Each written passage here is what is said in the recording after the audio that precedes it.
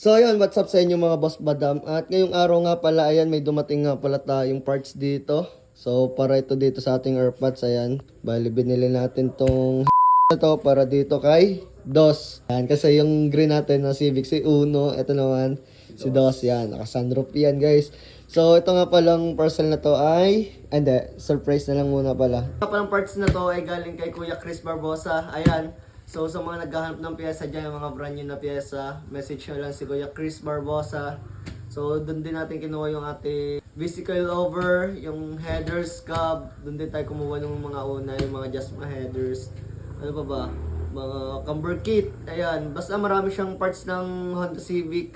So sa mga nag-Honda dyan, message nyo lang si Kuya Chris Barbosa. At ito na nga, i-unbox na nga pala natin guys. Let's go. Yan na. Hop! Hop!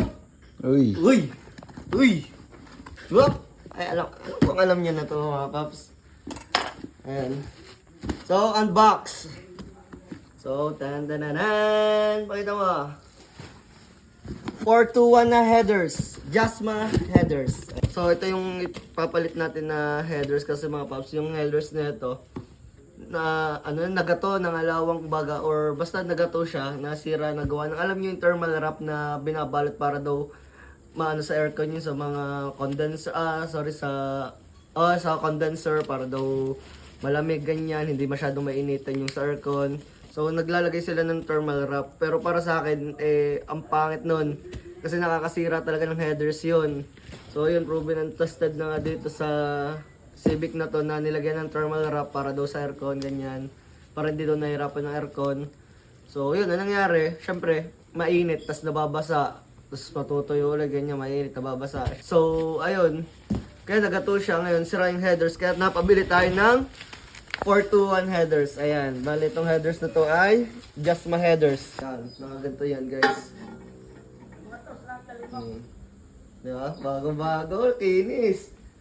So, 421 for sock. Mga paps, ito nga pala yung naka-scab. So, ibabalik na dito sa full exhaust kasi naiingayan na. Sounds ng pahinga yun. Sounds. Hindi, gawin natin pangkarera yan. Anong sounds? So, yun lang mga paps. So, sa mga gusto nga palang umorder ng parts, ng mga brand new parts, meron kay Kuya Chris Barbosa. Ayan, meron silang shop din sa Rosario, meron din sa Santa Rosa. At sa Shopee, meron sila sa Shopee. Ayan. So, yun lang. Yun mga paps, dito ko na rin tatapusin tong video na to. Sa mga hindi pa nakapollow dyan, follow nyo na tong page na to. And yun mga paps,